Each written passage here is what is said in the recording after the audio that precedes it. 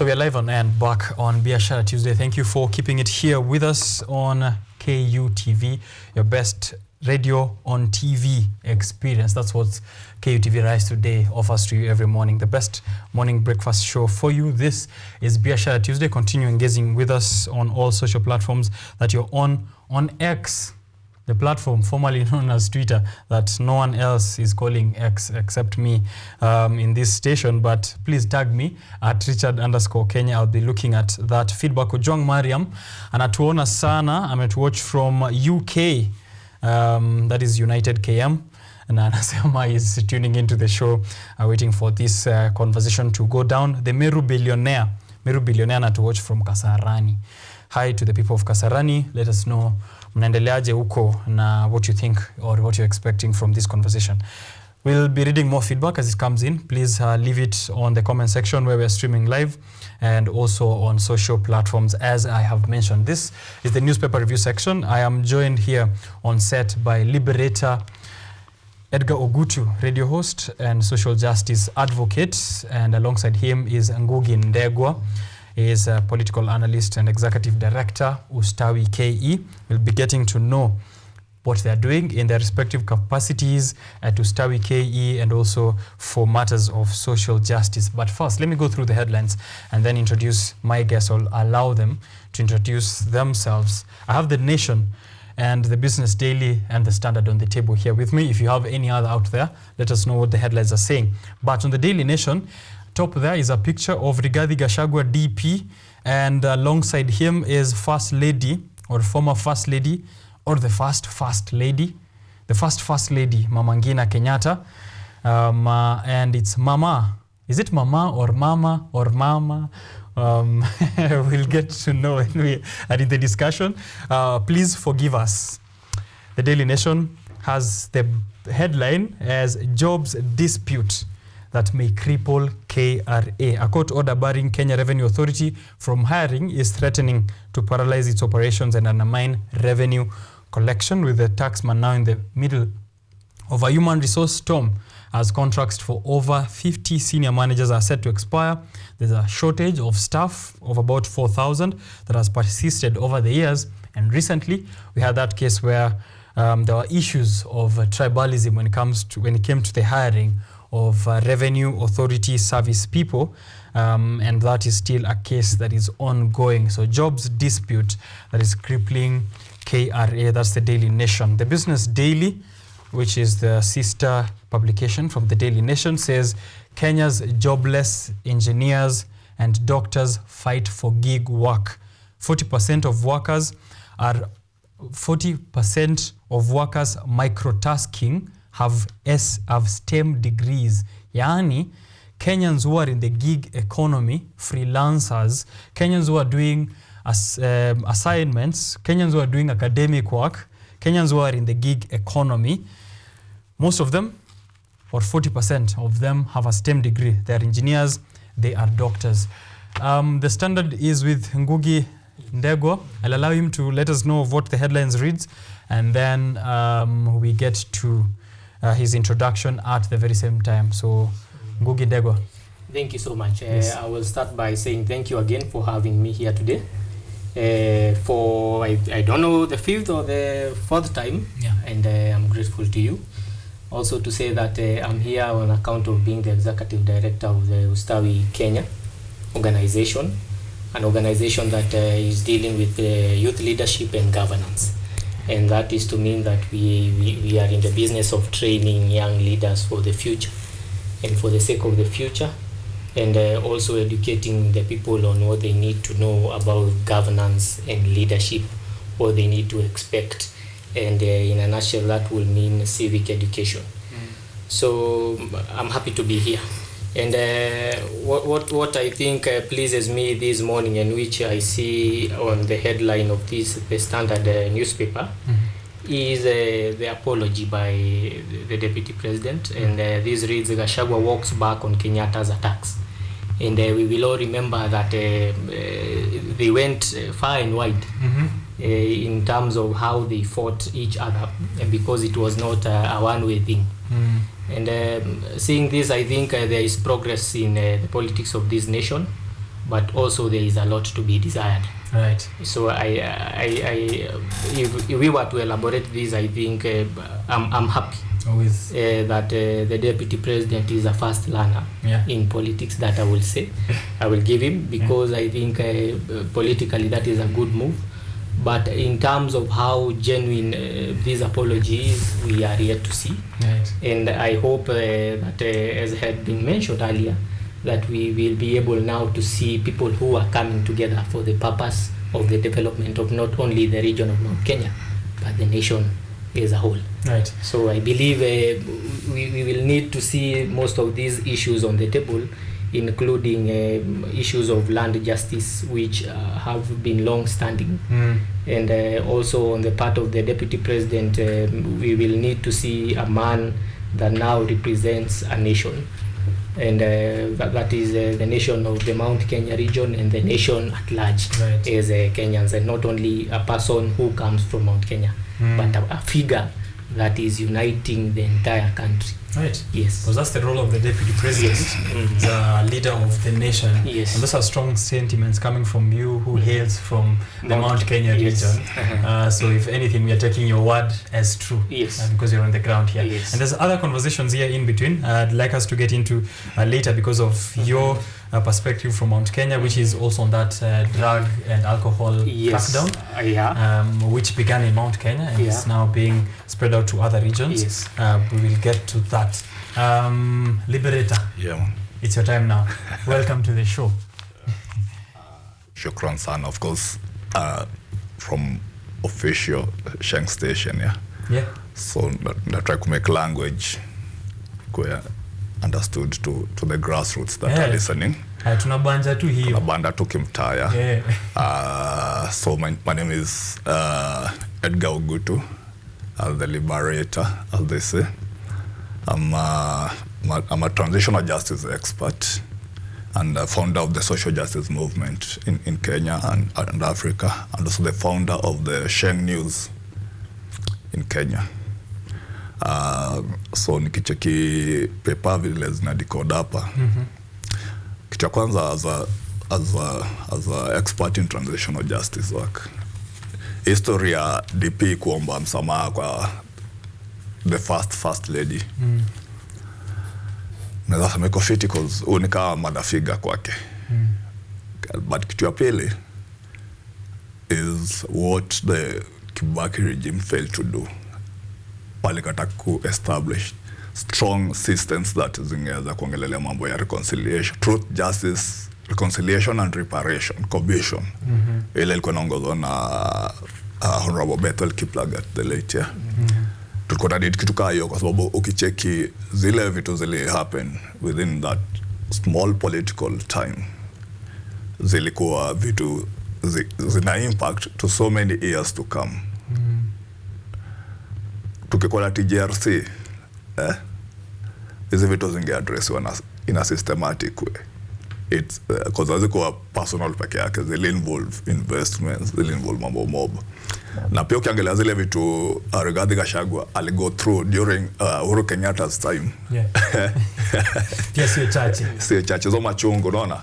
So the only way to address sins of the fathers so that zisikue curses to the sons and daughters in future is through a TJRC kind of framework. So we get request DP, since you're in a position of power. Na hiyo ndio ilifanya akajigonga kifua akiona nyinyi mlinitingiza wakati mtu wako alikuwa urezo. Sasa hata mimi nimefika sasa. So mimi naweza muadvise in a good gesture, let's have the TJRC, truth, justice, reconciliation and reparation. People forget about reparation commission. You can reconcile, but there are no reparations. We need it so that history is quite personal, but aki address in a political podium, just dry lips service. Itaji repeat, and I promise you itaji repeat. Na makio, maybe Mama Ngina is now widowed. We don't know what will happen inside Flani pia DP if we don't have a framework to address these issues. True.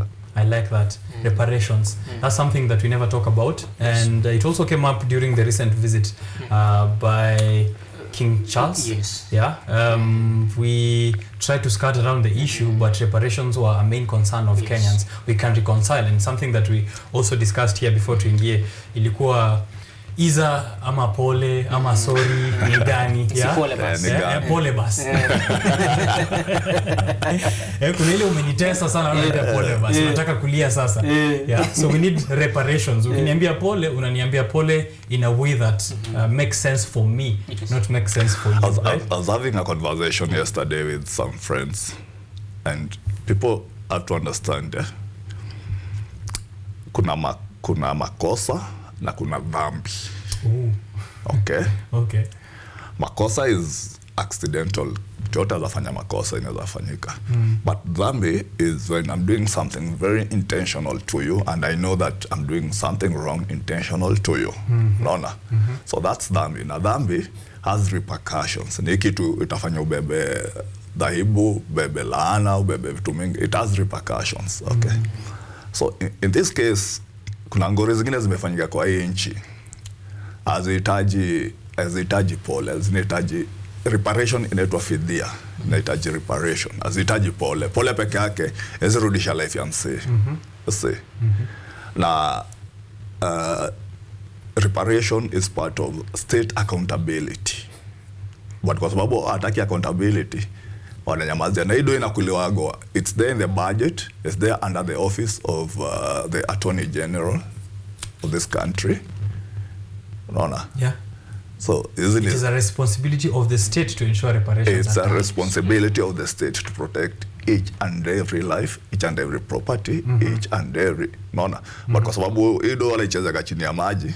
So the word reparation is not there even in the mouth of our legislators. Yeah. Yeah. Right. I see here actually Mr. Washira Kiago, who said, and amesema something similar to what you brought up there, which is his people, that is DP, for sure committed sins against Mama Ngina, but we are happy with this apology. It reflects remorse. However, hapo yeye ndio ameachia. Acknowledge it's a sin, and as Liberator ametuambia pale, we need reparations. Ni dhambi ambazo ziko na consequences. And also you'll remember that a while back the deputy president took upon himself the burden of ensuring that the issues that are bedeviling coffee farming and tea farming and milk, especially in Mount Kenya, are dealt with. Yeah. And I think if anything were to be gained from now, what we are seeing as a reconciliation between the two will be for them to now work together. Yeah. Because you will also remember that the deputy president also alluded to the fact that he is unable to get somewhere with his fight against the brokers. Yeah. Because he says they seem to be too powerful, and now because now they want to reconcile, I think if they were to work together, that is a thing that we will say will be in the past. Very powerful. Among many other things. Yes. But you see, when it comes to the issues of Mount Kenya, as you know, when the DP was speaking about this, kuna kakiburi alikuwa nako fulani. Yeah. I think I'm humble. But when it comes to issues of Mount Kenya, kuna a lot of issues angefaa kuraise the first family. Especially on the reparation money that was given by the British for the Mau Mau. Yeah, exactly. There's that. Okay. Yeah. Ilikuwa do mob sana, bro. Yeah. Ilikuwa pesa kibao. I happened to be involved somewhere with the Mau Mau movement through the social justice. And if the Queen's family, because I even expected the king to address it when he was there. Yeah. Na baka na shito, I wonder, yes, alidrive kuingia machoche za mtaa, but I wonder mbona kuka na the real Mau Mau people. Why did he go to state? He didn't meet Kikuyu elders. Yeah, alipeana, they gave around 1 billion pounds for the reparation of the Mau Mau fund. And I remember Geto Kahengeri, lawyer Muite, and those people represented the Mau Mau. Yeah. So milk can expect a reconciliation since Gachagua alikuwa jita son of the Mau Mau. Yeah. You should have been at the forefront. Ingekuwa at the forefront kuraise, kwa sababu when he fund ilikuwa na come, yes, I remember it was Kibaki or it was within those transition, but walipewa domob sana. Na every time tuna mashujade nini, you see these elders wanaletwa tau kukazi ni kuwekwa kwa hizi malojing za Murang'a road wapi wanateswa tu sana. In actual sense they are misused. They are misused. Kulingana na hiyo reparation fund, kulingana ile list iko, every Mau fighter was supposed to be given 400 million. Yeah. I've hosted Morocco, who is I think the son of Mwariama, General Mwariama. Okay, it's from Meru. Yes. Okay. Na ndio amekuwa the current chairperson of the Momo. So Gachagua, we don't want reconciliation yako na first lady ikue ya lip service. Want it to be structural so that iweze ku address what we term as historical injustices in this nation. Yeah. You see? Such that it's not a personal thing between him and the Kenyatta family. Yes. It's a whole nation thing. It's but he address historical injustices. You see? Right. Because you have now the capacity na your forgiveness is a good gesture. Kuna mtu anaweza kata mazuri, Peter anasema ni mazuri, lakini siwe yako peke yako. Let's use it to address these issues. Right. And again, you know that these are not things that they will have to do a fact-finding mission. Because there exists reports, there exist prayers by the Mau Mau people, one of which was read by Ndwati Mzee Ndwati, I think around 2022. And there are a number of prayers that they have placed to the government, previous governments, including this one that is there. So I think there are no things that they will have to look for. There are things that have been written down, reports that have been written down on Larry massacre and the compensations therein. So and currently, just to add what my brother Ngugi said, the DP's relationship with the Mount Kenya youth, it's very critical. It's something that needs to be addressed. His relationship with the Mount Kenya youth is not okay. And I wanted us to get to that actually, because it's the fight he has currently as well. It's not okay. Yeah. It's not a good fight, you reckon? It's really not. It's not a fair fight. Not fair fight. Is okay, let's get there and then we see what we can go there. For sure. So here, I just wanted to put it into context for the people who are watching and don't know what this confession is talking about. On page 6 of the Daily Nation, and also it's there on the Standard, you said? It's actually the headline. Yes. Yeah. Yes. So maybe let me read from the Daily Nation, and you can let us know what the blurb there and the Standard says. Kenyatta family came under heavy attack before and after the 2022 general elections. Deputy President Rigathi Gachagua has offered an apology to former First Lady Mama Ngina Kenyatta for what he termed political madness during the 2022 general elections campaign, as he stepped up his bid to take control of the Mount Kenya region. And this actually really did continue even into after inauguration. When they came into power, we saw what happened in the residences of Mama Ngina and former President Uhuru Kenyatta's sons' homes. So this is the kind of apology. But here on the set, my panelists are letting me know that this is that kind of situation where unafika kwa church, una confess kwa priest, anakuambia si tumekuja confess tu na uende. Umekuja confess na uache dhambi. Yeah, umekuja confess na uache dhambi na uende kwa wale umekosea, ufanye what is necessary to bring justice or to ensure there's reconciliation and reparations. So let's get into the question that I have. Sorry. You want to give us a little blurb on what they say there? It is written here that the Deputy President said the words politicians hurled at the former president are regrettable, and he sought forgiveness, saying those episodes should be put in the back burner. Right. So I think he went very big on apologizing even to the first lady. Which I think is a good thing. Yeah, it's a good thing. About to see, as a practitioner of transitional justice, this is a leader amekuwa pale, alikuwa rezo wa nchi. Unaona? Kuna vitu ukifanyia elder, msamaha peke yake utoshi. Kuna what ritualistics, what nini tafatu, especially if it's from tumalize hii story from a culture, from a culture perspective. Yeah.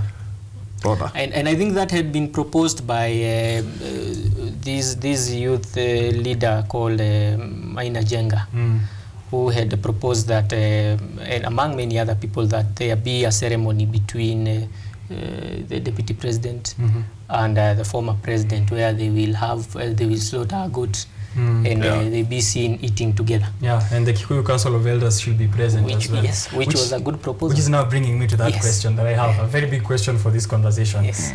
The question, or the Mount Kenya, tuanze na Mount Kenya. Every time we've sat here, even before the elections, Ngugi, me and you, Mount Kenya just has to come up. Yes. Yeah? If you're talking politics, Mount Kenya is coming up. If you're talking reparations, as we have now, colonial reparations, historical injustices, land issues, Mount Kenya region is at the very center of this.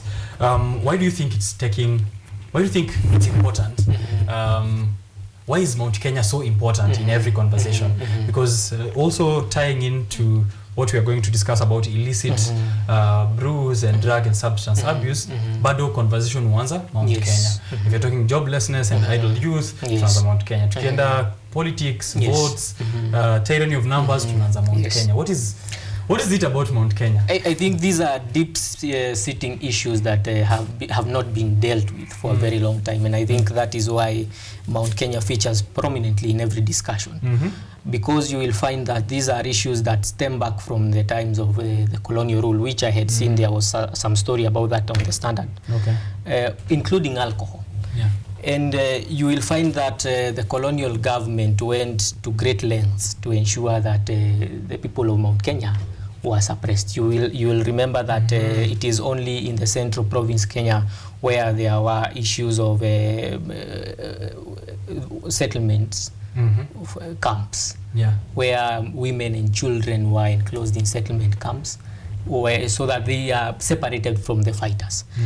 And from that only, the British gulags only, which is also a term that is used greatly, you will find that a lot of issues stemmed from there. The issues of land, the issues of diseases being introduced with the intention of killing these women and children, the issues of rape, men being brought to rape these women, the issues of being beaten to death, and issues that have not been solved, and especially the issue of land. If you will look at the issue of South Africa and the issue of them being xenophobic, you will realize that it's a land issue. Yes, it's a land issue. The issue of sitting on these injustices and ensuring that the people who are asking for them are suppressed continues to be a great problem. The issue of the banning of traditional beer and ensuring that Moratina becomes illicit. Up until now, it is not illegal, but you will find that because of that deep-sitting oppression, it seems like it is illegal. And because of that and the introduction now of other beers that were not really supposed to be consumed intentionally, then it becomes an issue that has bedeviled Mount Kenya. And now it must be addressed from that point, including alcoholism. I don't know whether you want us to get to that topic yet, but I think it should be addressed from that point, ensuring that now we come back and say now there were colonial laws that are still in place despite us having new laws now under the new constitution that needs to be revisited. We need to understand why the people of Mount Kenya and the people of other areas including Busia in Western Kenya need to be allowed to take their traditional beer. It is not because we are encouraging alcohol use, but it is because we need to get to a point where we have an honest discussion and say what is destroying these people is the introduction of second generation alcohol. And it can be managed if these communities can be allowed now to regulate themselves through the norms that they had. Because what's the point of culture? Yes, that is the point of culture. And now when we come to that point, we will understand that when people consumed things like Moratina or Busa in the past, they were guided by norms. You will find that it was not meant only for pleasure. Muratina was used for celebrations, it was used for blessing, it was taken with caution. Yeah. Not just taking for the pleasure of it. Right. And if we are able to regulate that, and coming from that point, if people are allowed now to brand these beers, the government is also able to regulate the use of this beer. Yeah. So those are some of the issues, and I think to answer your question, the reason that now we keep finding ourselves talking about Mount Kenya is because of the suppression and oppression that has thrived over the years, more than 70 years down the line, which has been rubber stamped by the governments, including those of our own sons and daughters, including Mwai Kibaki.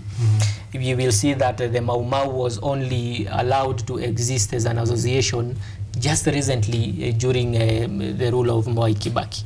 Otherwise, in the rest of those years, it was considered terrorist organization. You will find that even after that, there are still issues that exist about seeing a Mau Mau. Yeah. When you see a Mau Mau, you will have a very bad attitude towards them, and it is not coincidental.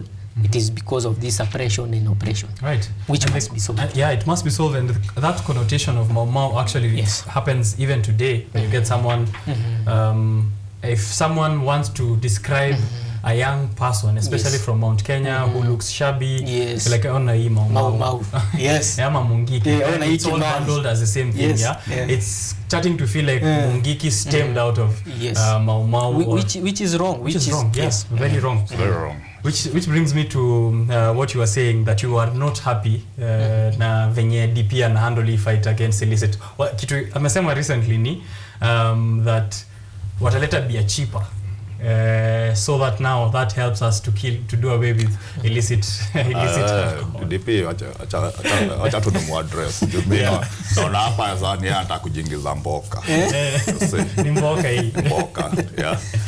But to a sober conversation, kwanza the state of the nation, vile watu wanakunywa ni very, very sad. Na ukitaka kuaddress mambo ya alcoholism, inafaa address iwe na different perspectives. Sahi kuna hizo raids zilikuwa area within tuona a lot of clubs zimefungwa nene. We do know imekos nene. We are heading to a mass mental health issue of the young people.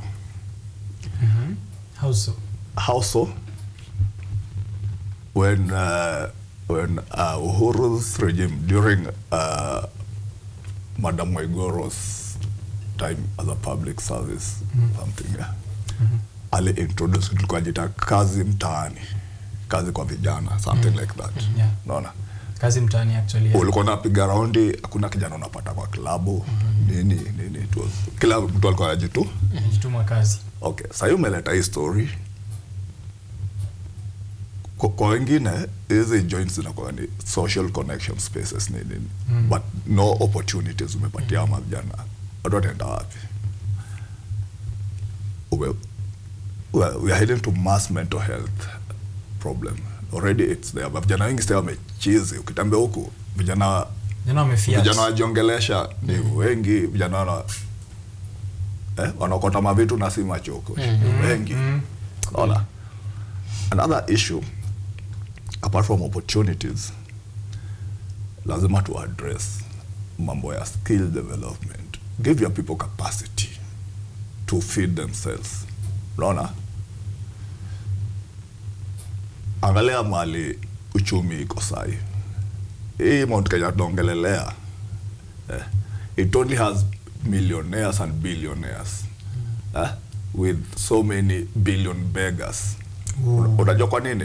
Hebu angalia hata capacity ya companies zile ziko huko. Nothing, vitu zote ziko Kanairo. Unaona? So to address the issue, capacity of people. Hata hapa naona DP kwanza congratulate this editor. We ameandika hapa page 6. Political madness. DP says he still wonders how community members attacked each other like rabid dogs. He wonders? You wonder because everything rises and falls on leadership. Yeah. This is what you do at a national scale. So what do you expect to happen in the grassroots? Why is he so shocked? He set the example. So when Waitito alianza Kaa Sober campaign in Kiambu, Yesu alijaribu capitalize na monetize, like ukikaa sober unajengwa ndo fulani nini. But these are issues of community immorality. Ya zile mambo zimekuwa zikiendelea.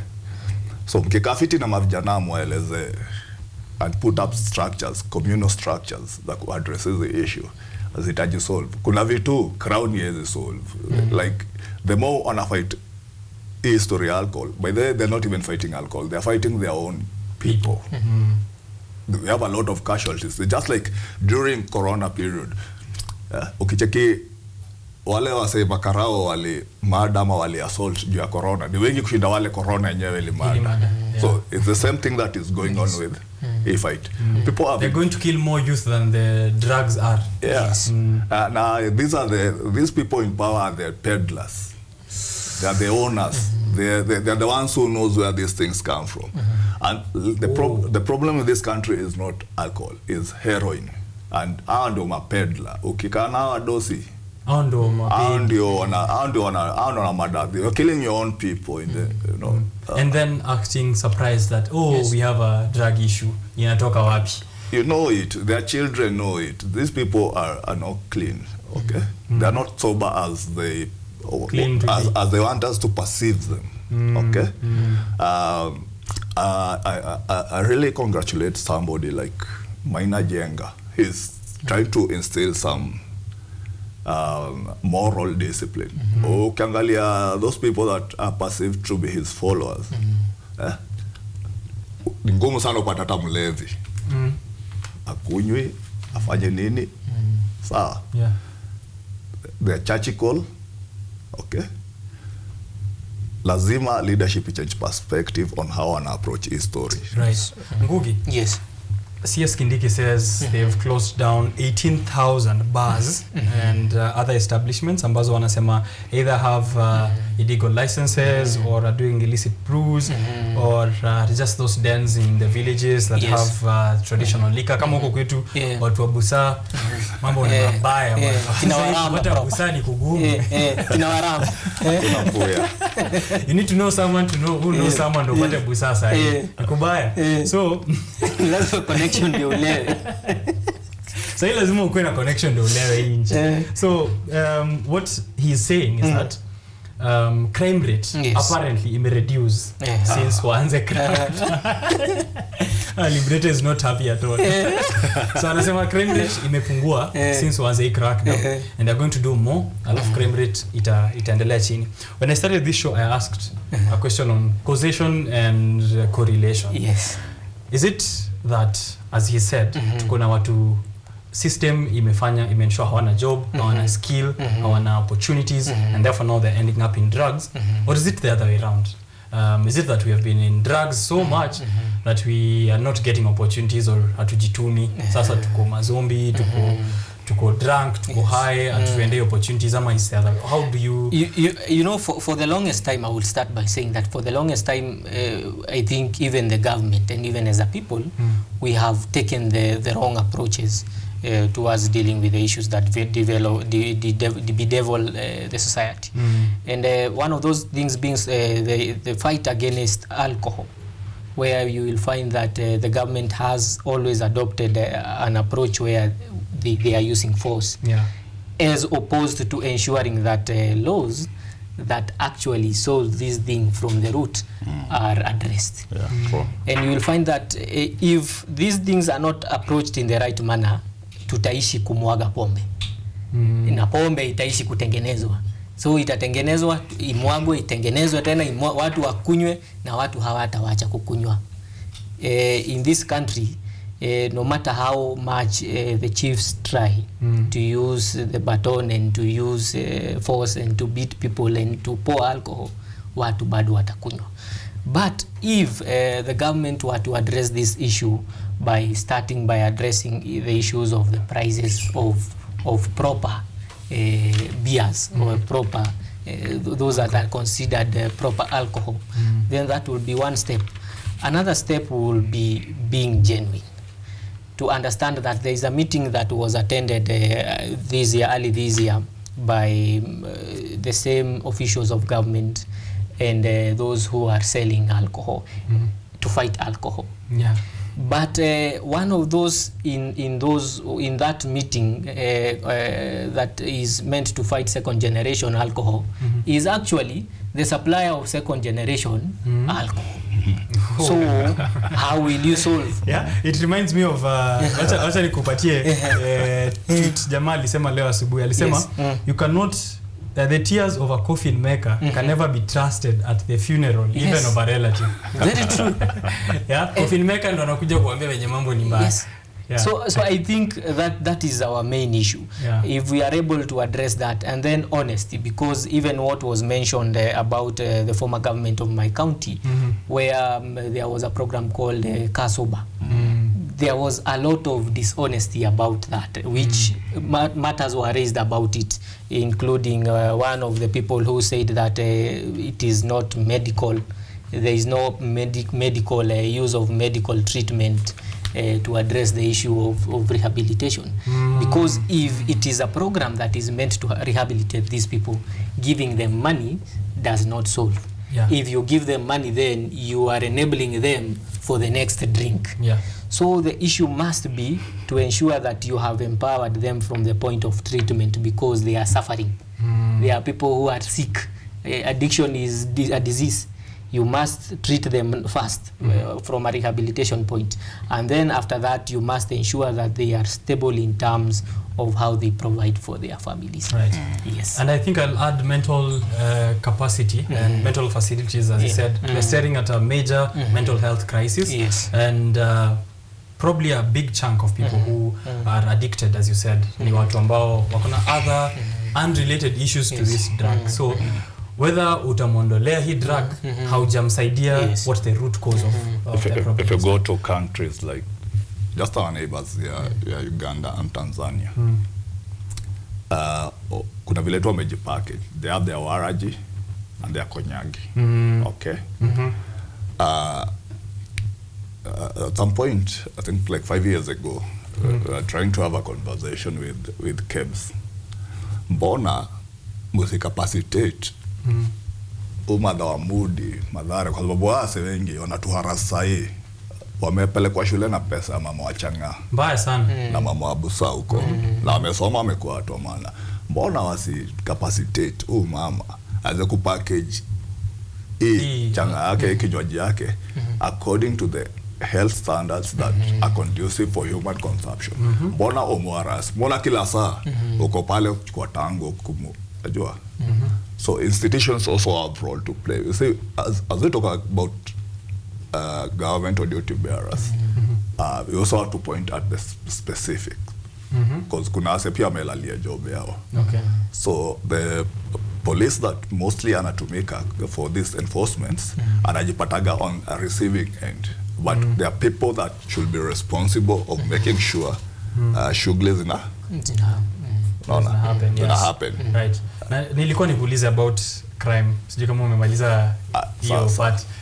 Given that like your radio show, which is I'm sure a majority of the people who listen to the number one Sheng station in the world. In the world.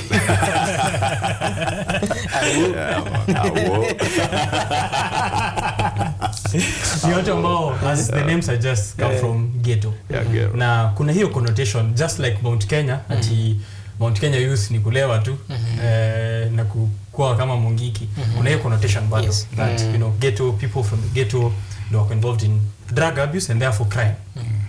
Wewe angle yako ni gani, looking at it? What is causing the other thing to happen? Well, it's a solid deep son. I've always wished that question comes up, because that's how I go myself in media work, and I've done crime investigative stories for more than 18 years now. Nice. And dealt with matters to do with mambo na amnesty and mentorship and pia kutry kuchange perspective ya my youth, cause kuna vile always fight poverty na violence, you see. So kitu kwanza, mtu anatumia drugs ni mtu ako very weak, ana hiyo energy ya kupiga crime. Unaona? Kitu ya pili, kuna drugs zingine that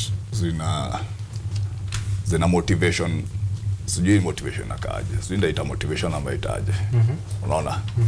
Na kulingana na research yangu ile nilifanya, wase anaekeleaga wase wandom, wase wajaba na ulevi. Na ukiangalia zile crime mingi zinafanyika, na hii research sitaenda mbali, mtaani tu hapa Gedho. Mathare, Kibra. I did it in like 86 slums in Nairobi. And the 87th slum that nilienda was Langata Cemetery, kwa sababu mayut na zile msalaba zimepandwa huko. Sawa? Because I was doing a piece for an international media, doing it with some friends. Na ukicheki ile kitu inachangia crime kubwa sana, the illicit crime like snatching na nini hizo phone snatching, hizo ndio nafanya vijana wa dead sana. Ni heroin. Drug inaitwa heroin. Na hizo zingine wanajitepa za kujidunga nini, unaona? Na wakati nilitry kurezi hiyo issue, I received a call from a unknown voice, akaniambia, kijana, do you know what you are addressing? Hapo biashara ya mtu bwana. Unataka tukuja hapo tufunge hiyo station? I've been arrested on air severally for addressing this. Wow. Yeah. Wow. And nimekuwa mpaka nikiambia vijana, tafadhali. I started the public amnesty program. Vijana, me have returned, it's on record, more than 17 firearms back to the state. Kwa tu vijana, tafadhali rudisheni, and they bring. Na ukijana ukikana naye wakati anafanya hiyo handing over, anafungua roho, anakuambia nini, unaona? A lot of problems zile zinafanya vijana wako in crime is not about drugs, it's about livelihood. So matters of livelihood has to be addressed.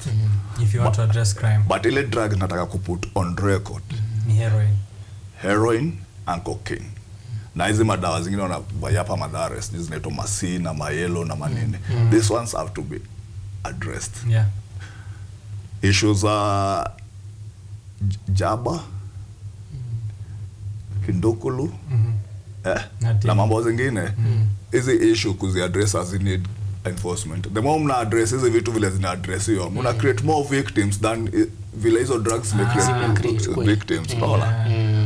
Mna victimize watu hata wana shughuli. Yes, hizi ni issues ina need either medicinal solutions ama cultural ama psychological or for those who are religious, you can have your religious therapy for this. Yeah.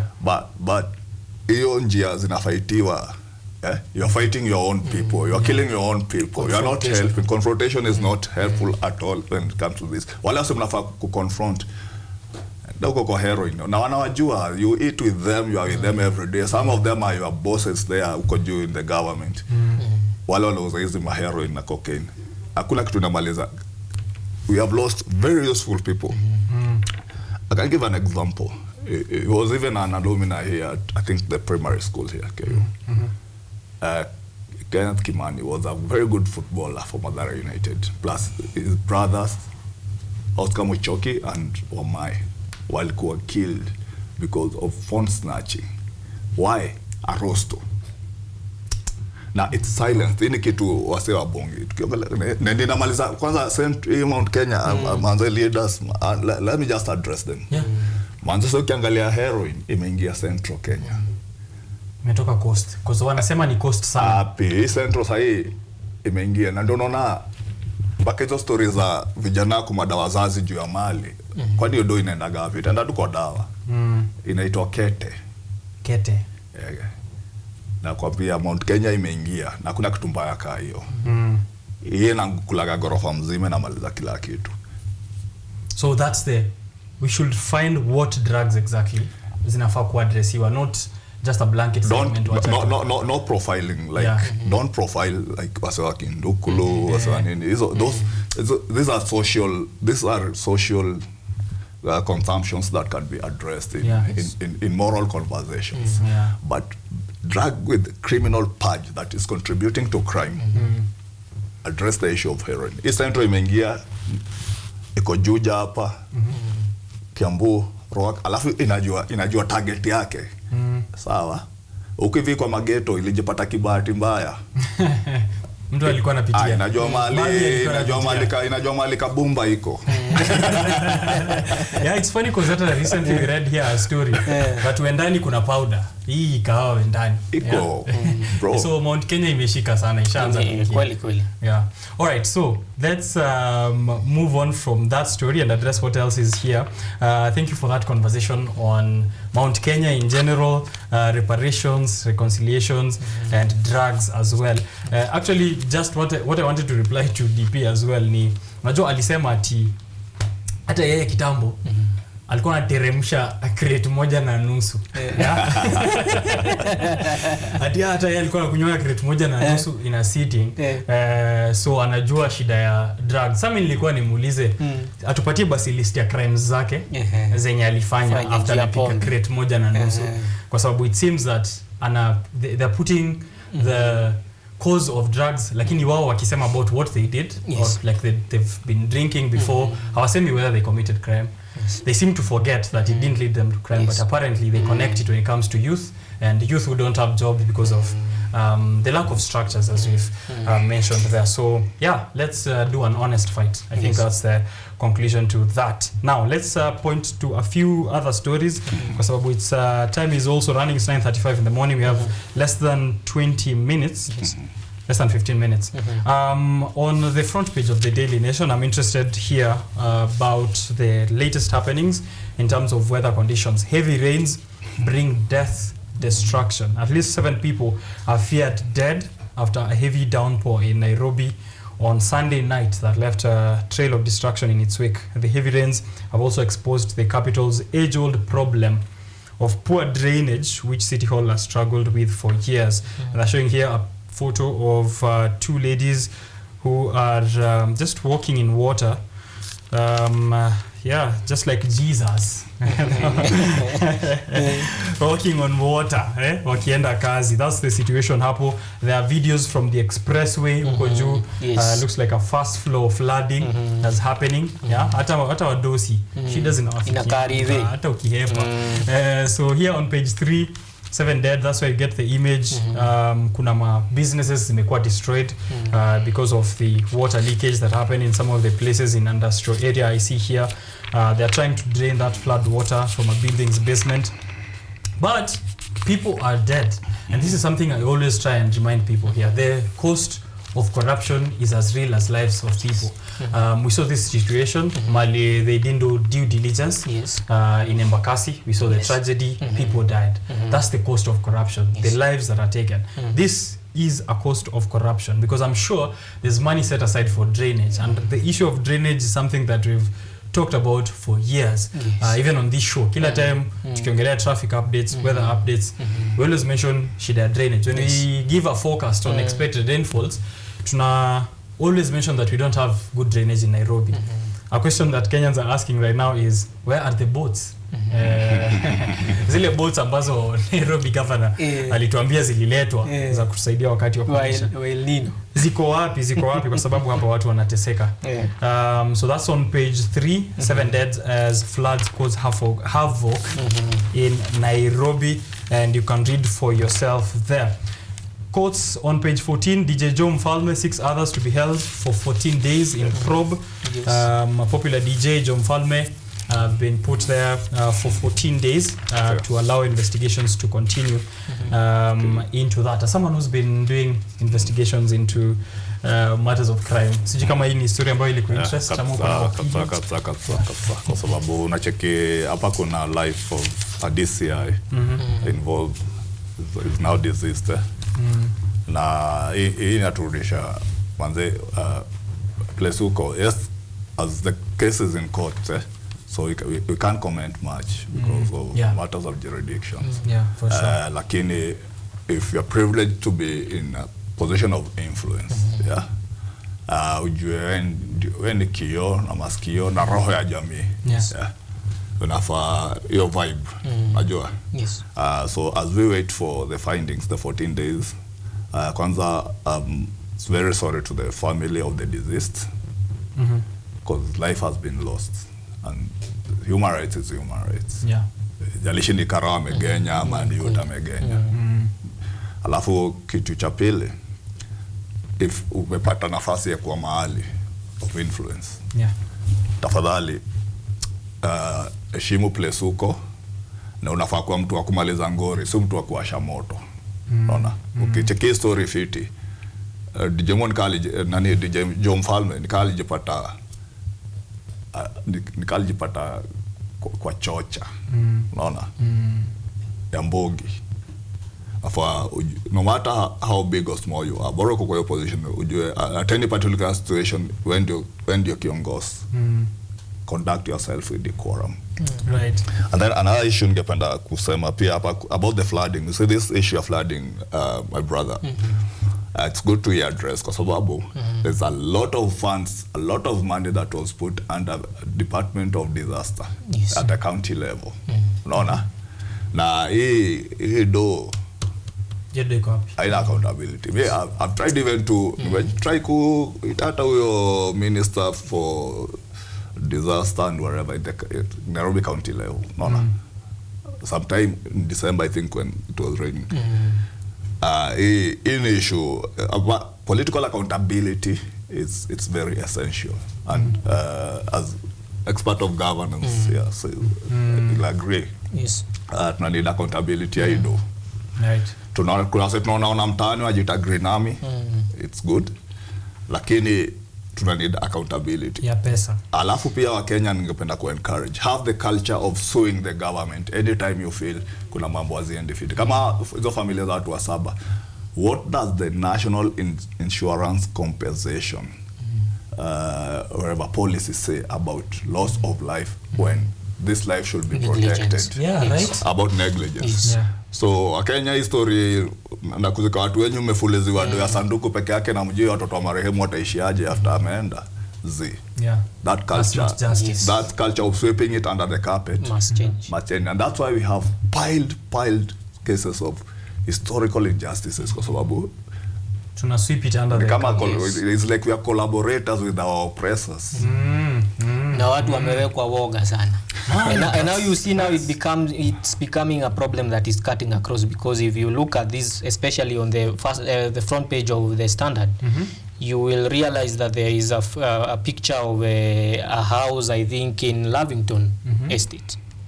And now you see, there before we were used to such problems happening in Mathare, Key Beach, mitaa za Kiambu hapa Githogoro, but now unaona mahali inaingia. It shows that there is a great level of negligence, na haiko Nairobi peke yake, because even in Kiambu he has talked about the monies that were released for disaster. Yes, for disaster. And nilikuwa nimeona kumechimba Kiambu kidogo, but now recently wakati wamechimba kiasi pesa kwanza hiyo story ishe, but recently after kumenyesha unaona kuna street za Kiambu zina flood. I don't think we are honest with ourselves, and I think we also need to let our leaders know that it is important that every shilling that they account for it, right, and it is done in the right manner. And also people need to understand what project is to be done by the county government, what is to be done by the central the national government. Because you will find that wengi wao tu ni PR wanapiga tu, like now I have an MCA, a former MCA from where I come from, ambaye alikuwa naenda kuna project ya World Bank in coordination with the county government, wanajenga bus park and some bypasses there. Anakuja anasalimia watu, unaona ninawajengea, but in real sense it's not his work. So because of that lack of education among the people and the citizenry, then we are unable to call out these leaders, and I think that is also a very good step in addressing issues of misuse of funds. Right. Yes. And that's the role of social justice as an advocate, right? Yeah, please. Yeah. Also like to encourage people wherever they are listening. So one thing we have done within the social justice whatever structure is to give political education And we have also started grassroots platforms for, najua kuna some issues si lazima uende chuo ndo elewe, like issues to do with your rights. So we have started spaces for community philosophers and organic intellectuals, just to give political education and let the people also understand what the law says. Now there's ile sheria maana sana is we also doing this, not only dispensation of the constitution but also of the penal code, so that ujue nikifanya ngori ndio sheria, usijue sheria after umefanya ngori, jua sheria kabla ufanye ngori. Okay. So that was kujitetea. So those are some of the things to try kufanya the grassroots. And now that he mentions, just 1 second, there is also an issue that I saw, I don't know whether it is in the Standard or on the Daily Nation, about the issue of death sentence versus life. Yeah, it's here on the Daily Nation actually. Yes. Yeah. So I think those are some of the loopholes that now that we are talking about justice and the courts that need to be addressed, so that we do not hang in the balance, because I see people who, like the recent case where we have the issue of death sentence, and again in 2017 I remember the Supreme Court termed the issue of mandatory death sentence as unconstitutional.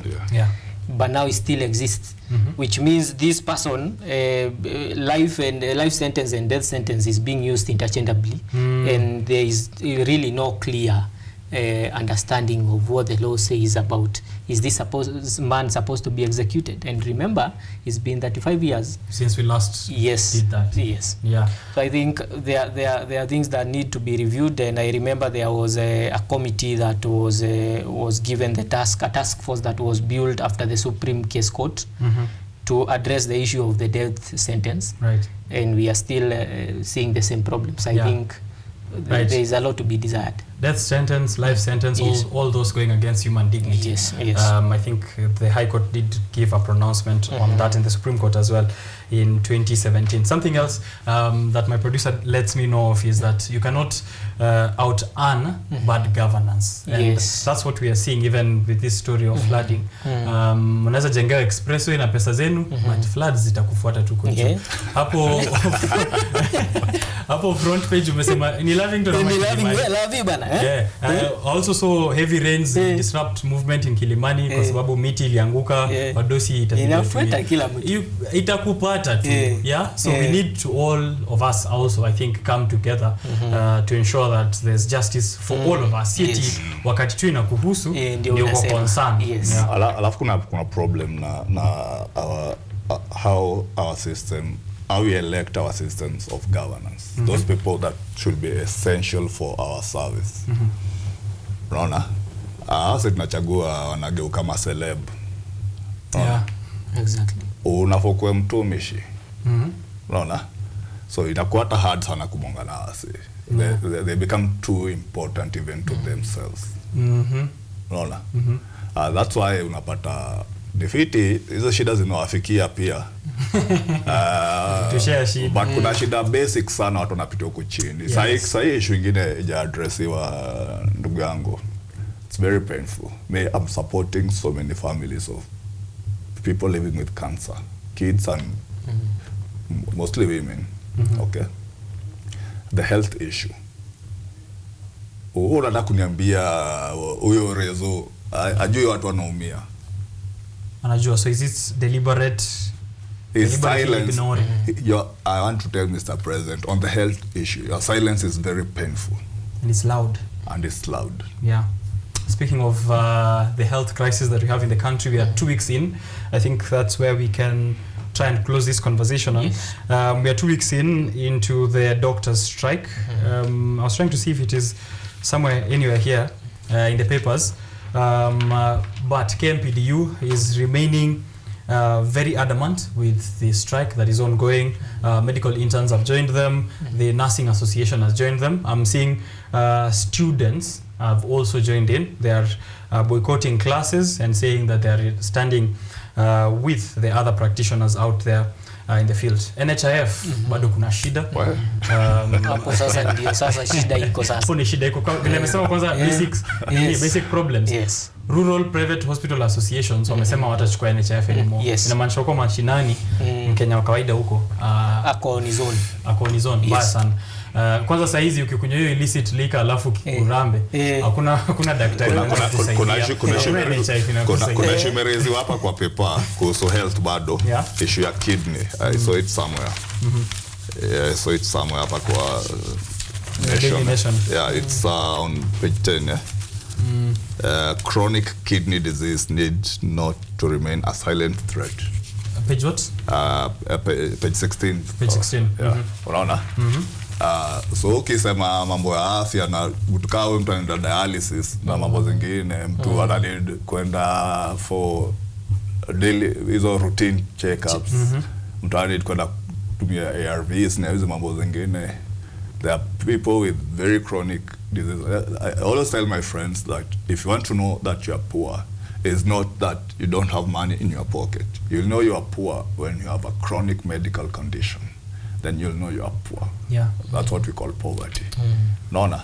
So manze kuna watu wanaumia bro. Hii issue ya health inafaa ikue priority na it needs a radical rapid response immediately. Na if isikuwe respond kwa sababu Gachagua mamo na kichwa ama Ruto anaumwa na tumbo anaendesha ama juu covid na cut across, right? That's the only time we ever saw seriousness in the health sector. If mbona atuoni I wish we could see, wacha nisiulize kama swali, wacha niseme I wish we could see a situation where now we have a serious crackdown on health services, the same way it's being portrayed or pretending to portray it in the crackdown for illicit liquor. Ingekuwa tunaona DP kila day anasema hospitali hazina dawa, leo ametokea hospitali fulani, leo ametokea like something positive. If there was reinforcement of that kind, I think we would really challenge pia challenge pia ama mpoa ama big. Sawa, kama mpoa Orezo, mpoa DP. Saa zingine pia have bedroom talks about the pillow talks about the national concerns. Tetea mwananchi. Mama Margaret Kenyatta alikuja na Linda Mama Beyond Zero. Manze you could even if she was very silent, very soft, you could see her passion in the citizens. And the former first lady Lucy Kibaki on HIV and AIDS and the Global Fund. I've also seen Mama, the second first lady. She's trying. Mama Rigathi, pastor. Pastor. Lakini unatuangusha. Bonga na mpoa wako, bonga na Mama Recho. Mama Recho anataka kutuombea. Some things need realistic solution. Na I think hatujipendi. Nasema faith based advocacy. Unaipinga? Hatujipendi kwa sababu you know some things like stories za madokta, stories za education, stories za health ni vitu hatufai kuwa tunaongelea. Do you know Kenya is first among equals? Ukiangalia story ya Eastern Africa, ukiangalia story ya Africa, manze kuna mainchi zinatuangalia zinasema hapa ndo, but we have been unable to solve problems that we can very basic problems. Why can we not solve the issue of health? Why can we not invest in the production of medicine? Why cannot we not invest in research? And then this the horrible lady Susan Nakumicha. Yes. She is not capacitated to deal with matters of health. Like kuna stories that need serious business. Ni kama pia Ngori ameshikisha huyu CS wa interior Kindiki. Wao pia ameshikishwa handball. Kuna spaces za lazima hiyo haiwezani hiyo. Kila mtu apatiwe kazi anaweza. Capacity. Na if na pia I like to speak to our military personnel. Situation kama hizi za watu kuteseka, kama madokta wamegoma, military you have all the capacity. Kenyatta tufai kosa madokte na tuko na MRS hapa Kahawa wapi wagonjwa wanateseka na tuko na the most sufficient unit in any nation is the military. The most capacitated in any nation is the military. Mbona tuoni wanajeshi wetu wakikuja kusaidia wale wa Kenya wanateseka na you have doctors in your barracks huko, ni vitambi tu mnatoka kwa mess kuja msaidia wananchi mpaka ile siku basi kutakuwa na political solution to this crisis, this crisis, no? But Mr. President, your silence is very painful. I'm telling you, if the leadership were willing, there are a lot of resources, including the NYS. A lot. Why can we not use these resources to help? Tunataka kuzituma Haiti. Kwani hamjapata point?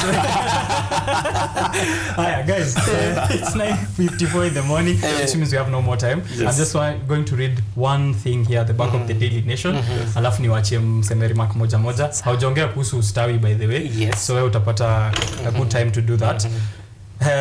This is going to be very interesting for someone who isn't aware of this information. Daily Nation back page. Kenya's happiness rankings drop for the first time in 5 years. Wanasema hapa the annual World Happiness Report 2024 edition ranks Kenya at position 114 out of 143. And we are so sad, bro. I mean, happiness nayo hakuna. Wanasema the only people in terms of the age demographic when you wanakaa ni happy ni young people who are ranking position still. It's a bad one, 109 globally, while those au wenye ni wazae kidogo past 35 wako at 123 out of 143. Yani 20 position, tuko bottom 20. Tukikam to, you know, the elderly, but generally ranking yetu ya kuwa happy. And clearly, man, what is there to be happy about? There's nothing to smile about. Look at the hungry child. Do you see anything to smile about? I allow you to do your final remarks. Maybe you'll tie them with this. So again, my appreciation to you and the team and the good work that you are doing. And say that as Ustawi Kenya, we are committed to ensure that we have a generation of leaders in the coming years that is addressing issues and not just politicking.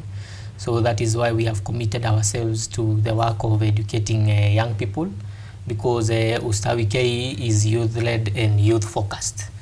We are addressing the issues of the sustainable development goals, including education, including food sustainability, through educating these young people, even issues of climate change. So we hope that in the near future we'll have leaders that understand these issues and what the people of Kenya need from them. But most important thing is that we need also to educate ourselves on what governance entails, and what we must request and what we must demand from our leaders.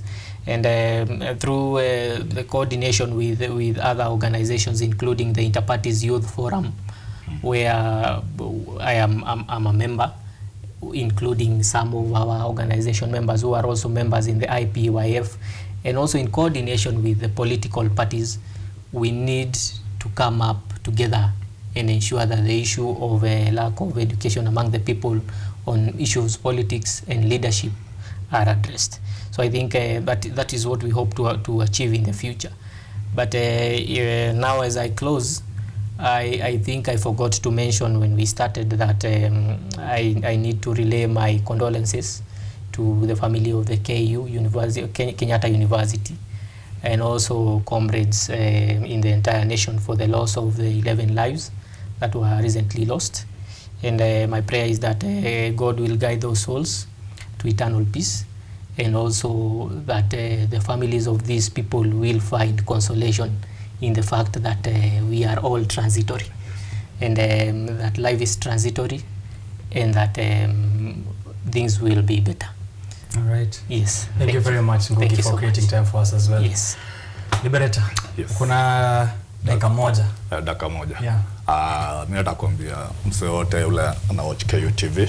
Mimi mnaweza join hapo hivyo kila Saturday ndani ya Ghetto Radio asubuhi. That's where reggae music meets social justice. So tuendelee kuchanuana na tupende nchi yetu. Let's be, before you become any other thing, let's just be nationalist and have the love for our country. Yeah, and just want to say each one must teach one and change will come. And this world will be a better place for humanity and Mother Nature to coexist. All right. Thank you very much, gentlemen. Thank you very much, Liberator, for that. Catch him on the number one Sheng station in the world every Saturday. Right, I'll close it up at this point. Thank you for tuning in to this show prepared by my producer and director Ryan Nkure and a whole team that I can't even exhaust if I started to mention them on the camera, transmission desk, graphics, audiovisual mixer, transmission. Yani watu ni wengi. It takes a village to bring you this show. So we are grateful that you're able to create time, continue following the rest of KUTV's broadcasting at KUTV Kenya, and also follow me on social media platforms. I am at Richard_Okenye. I'll close it up with one ustad, guru, philosopher, genius by the name of Vibes Cartel from Poor People Land.